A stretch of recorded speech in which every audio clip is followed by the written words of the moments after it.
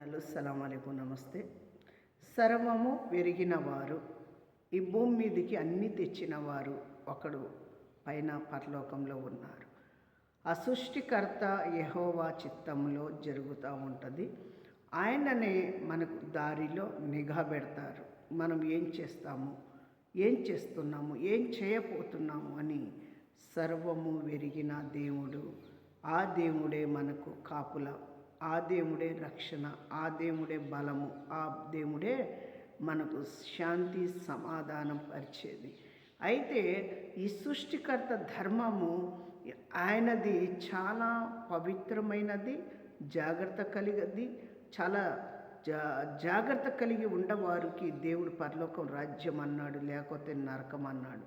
ఈ నరకము కావాలా, పరలోకం కావాలా, ఈ భూమి మీద సర్వం ఆయనదే. అంటే ఈ సృష్టి అంతా ఆయనది కాబట్టి ఆయన సృష్టిలో ఎవరు ఏ పాపం చేసిన దేవుడు వదలడు, వాళ్ళకి శిక్ష పెడతాడు. ఎవరైనా సరే ఈ లోకంలో ఉన్న ప్రతి వారిని కూడా ఆయన అమలు చేసేది ఆయనే. అందుకోసం మనం జాగ్రత్త కలిగి ఉండాలి, సమాధానం పడి ఉండాలి.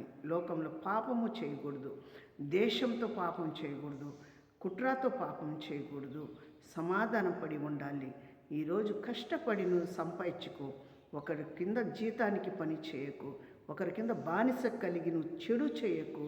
ఎంతోమంది ఈ లోకంలో పాపానికి ఒడిగడుతున్నారు, పాపమైన మాటలతో ఒడిగడుతున్నారు, పాపమైన నడకతో ఒడిగడుతున్నారు. అందుకోసమే దేవుడు చెప్తున్నాడు, సర్వము నాది కాబట్టి సర్వములో తెచ్చిన యెహోవా ఆయనే. మరి నేను ప్రతిదీ కూడా చూస్తున్నానని చెప్తున్నాడు దేవుడు. అన్నీ చూస్తాడు. ఎక్కడ నిలేయాలను అక్కడ నిలేస్తాడు, ఎక్కడ వాత పెట్టాలను అక్కడ వాత పెడతాడు, ఎక్కడ సమస్తము అంతము చేయాలన్న కూడా ఆయన చేతిలోనే ఉంది. అందుకోసమే చాలా జాగ్రత్త కలిగి ఉండాలి. ఈ భూమి మీద పుట్టిన ప్రతి మానవుడు కూడా ఆ శక్తి ఎవరికాడ కూడా ఉండదు. ఎందుకు తెలుసా? ఈ భూమి మీద ఆయన ఇస్తేనే ఆ శక్తి. ఎవ్వరి కాడ కూడా ఈ భూమి మీద ఎవరి కాడ కూడా ఉండదు. ఆ తండ్రి కంజిష్టి మన మీద పెట్టి ఉన్నాడు. మనం ఏదన్నా తెలిసి తెలియక ఏదన్నా మన కాడనే శక్తి ఉందని కనుక మనం అనుకుంటే ఆ దేవుడు ఊకోడు. ఎక్కడ మనకు అంజర్పు చెట్టుని పీకేసినట్టు పీకేస్తాడు.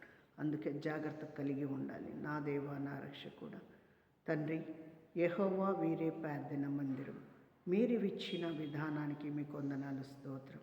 మీ నామానికి మహిమ, ఘనత, ప్రేమ, సమాధానం మీరు ఇచ్చి మీరు ఆశీర్వదించి మేలు చేయండి, సహాయము దయచేయండి.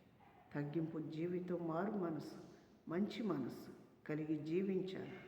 సహాయము దయచేయండి. నమ్మదగ దేవ, మీ నామానికి మహిమ, ఘనత, ప్రేమ ఇవ్వండి.